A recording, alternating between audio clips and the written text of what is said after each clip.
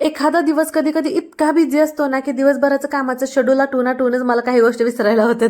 म्हणजे कधी कधी समजत नाही आपण काय करतो, म्हणजे नाही का असं थोडक्यात काही चित्त थाऱ्यावर नसतं. माझं याच काहीच असंच झालं होतं.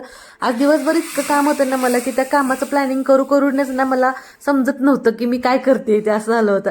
स्वयंपाक तर बऱ्यापैकी आवरून घेतला होता, आत्तीने कणिक मळून दिली म्हणून पटकन चपाती वगैरे तर बनवून घेतली. पण भाजी वगैरे थोडीशी सांडली होती. आज भरपूर असं किचन ओटा घाण झाला होता.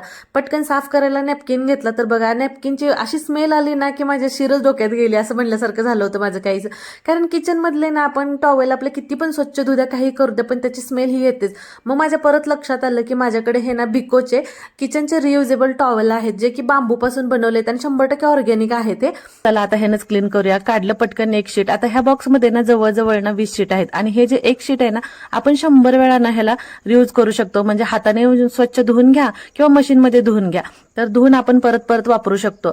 आणि इथं बघू शकता, हे बघा मस्त असं माझं किचन इथं चकाचक झालं आवरून आणि मला हे फार आवडलं आणि आपल्याला परवडण्यासारखं आहे बरं का प्रोडक्ट. त्याच्यानंतर लगेच फ्रीज पण वरून साफ करून घेतला कारण धूळ भरपूर अशी बसत असते म्हणून. आणि लगेच बघा इथं क्लीन करून घेतला. हा काही टिश्यू सारखा फाटत नाहीये, एकदम असं स्वच्छ निघाला होता आणि लगेच सुकायला टाकला. आणि इथं बघू शकताय बघा इथं आफ्टर बिफोर आपलं किचन बघू शकताय. त्याच्यानंतर लगेच बाहेर गेले कारण रोपांना पाणी घालायचं होतं. आणि हो, तुम्हाला जर प्रोडक्ट हवा असेल तर स्क्रीनवरती टॅग करते, तिथून नक्कीच ऑर्डर करू शकता. आज मला रोपं लावून घ्यायचे. तर चला मग भेटू परत नेक्स्ट व्लॉगमध्ये. तोपर्यंत बाय.